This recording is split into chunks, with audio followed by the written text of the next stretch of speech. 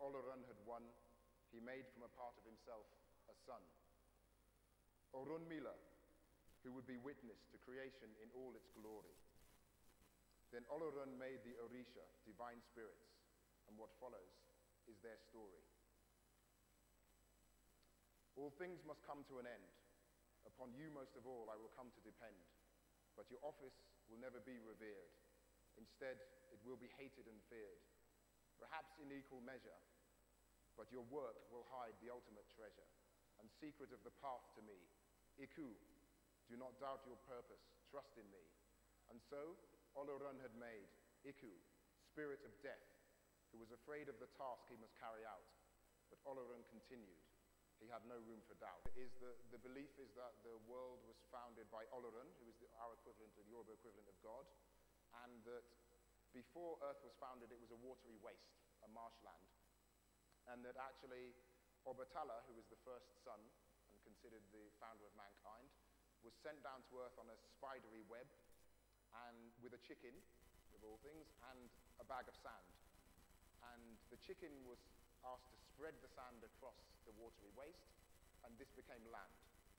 And Obatala then became the first kingdom of a city called Ife, which still has a king in Nigeria whose reigned, the family have reigned there for many centuries, and that from this mankind was founded and molded.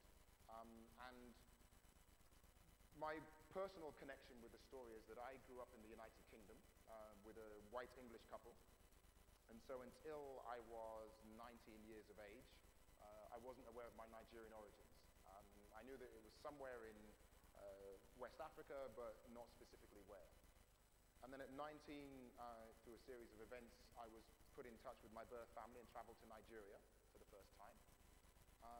And as someone who loves stories, what I was struck by is this incredible richness of stories of hundreds of gods and goddesses, or divine spirits rather, and kingdoms, and a history that, from my perspective, a lot of parts of the world had not really heard and known about. And so, being a writer, I think there's a very good quote that was attributed to both Picasso but also George Balanchine, which is that good artists copy, great artists steal.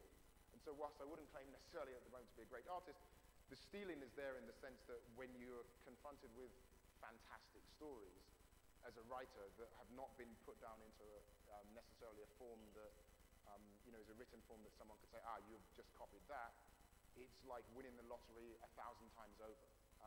So ever since coming back from Nigeria, which was sort of around 99, I've been both obsessed and also had the pleasure to work with these stories and mold them into my own form. And so my version of the creation myth really centers upon the conflict between Olatunji, who is God, and Olokun, his daughter, who is the most like him in her nature, so that we set up a conflict from the very beginning. And the reason for that in sort of story sense is above and beyond, obviously having a conflict, is that in many cultures there's a flood myth, from Mesopotamian cultures throughout the world. And also we have one in Yoruba as well, that at some point the earth gets flooded entirely. And what happens when the earth gets flooded is that the Orisha need to help dry the earth out and help protect mankind. But in the Yoruba stories that I'm aware of, the reason for the flooding is that Olokun is angry, but it's never really explained necessarily why she's angry or why she decides to flood the earth. It's hinted at.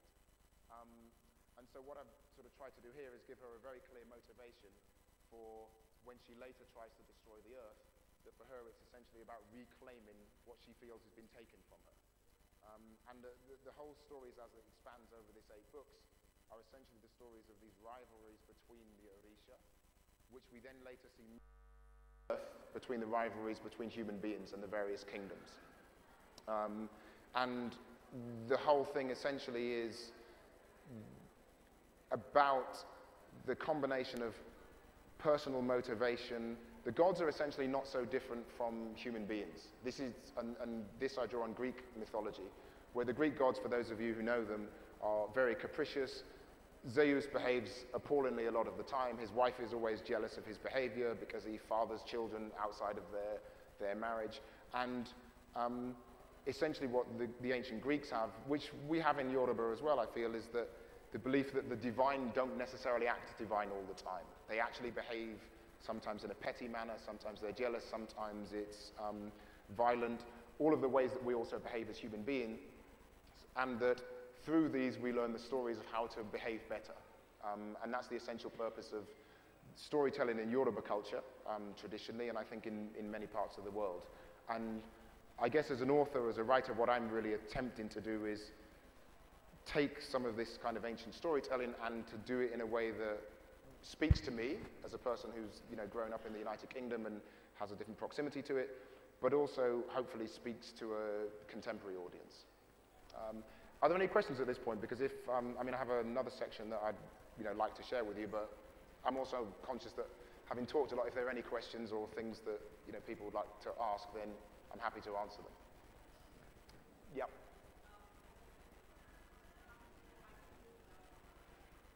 I'll try to. I think a mic is on its way.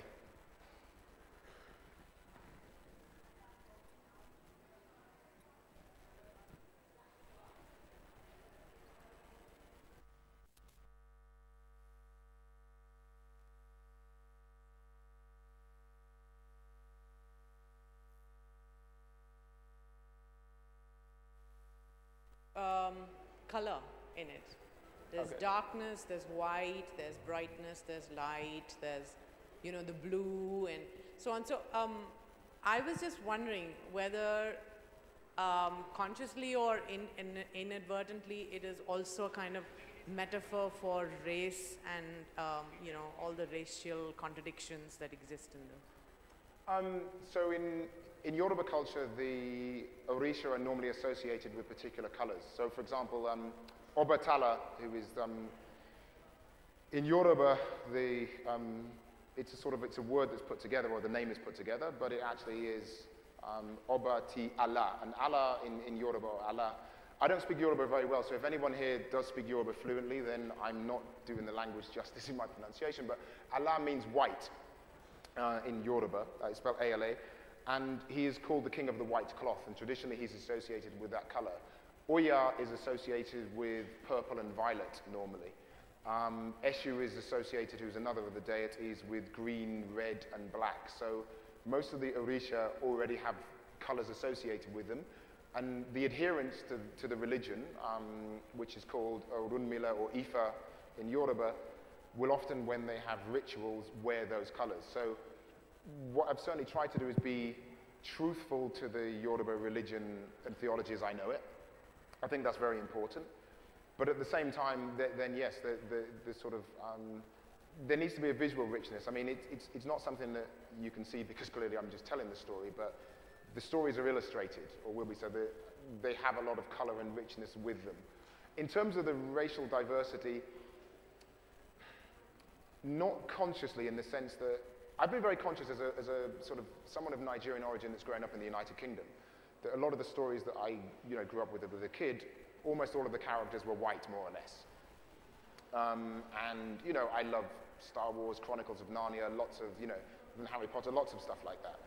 But I'm conscious that if I'm going to write about Yoruba culture, then, the truth of it is, and for me, I want to focus on characters that are largely Yoruba.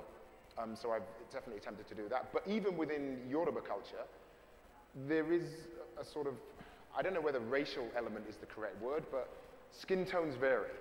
So not everybody that's of Yoruba origin is as brown as me, and that's even the case historically. And in different parts of Yoruba land, there are different shades and skin pigmentation of people. So I've certainly tried to reflect that in the story, and maybe that filters through in terms of the kind of the colors that come across in the text.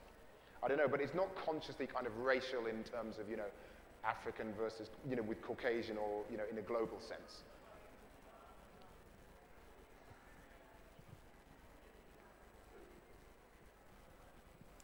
When you went to Nigeria, did you find that there was a large population practicing? Is it Ifa? Yeah, there's millions. I mean, there's probably estimated between, 10 million plus. It's very large. And what one also finds, so Ifa the religion, maybe for those who don't know, has also spread, through the slave trade. It's not just practiced in Nigeria. It's also practiced in some of the neighboring countries. It's practiced in Cuba, where it has a different name. Santeria, it's practiced in Brazil. The same deities, so for example, Shango, the spirit of lightning, the pronunciation is different and the spelling is different, but it's the same deity. So definitely it's widely practiced, but what has also happened is it's in South America, or in Brazil in particular, it's tended to fuse with Christianity to some degree. So some of the patron saints are actually based on the Yoruba divine spirits or the deities. And even in Nigeria, I have a lot of family that are Christian, but actually they practice Ifa at the same time. And for them, there isn't, I guess in a sense, necessarily the distinction between the two, so they're blended in that sense. But certainly it's practiced, yeah. And it's pretty widespread in Yoruba land. Although it's also true that Christianity is probably, the most widespread religion, for obvious reasons in terms of, the United Kingdom history with Nigeria, etc. Are there any more questions at this point? If not, do I have time for one more section? How am I doing for time? Oh, no, 2 minutes. Yeah, no, that's fine. Yep. Okay. We would like to thank Ibukun Olatunji for this wonderful session. Oh, thank you. Thank you.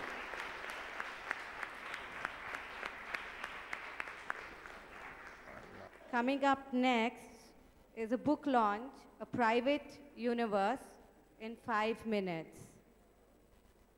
Thank you.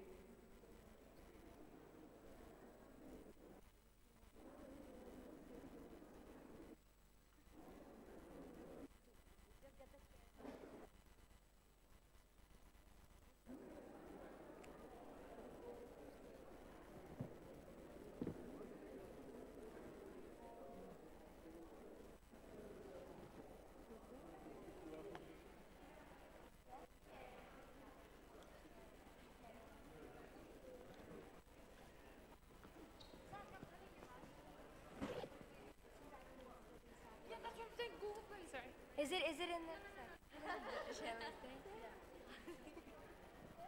I give you this microphone?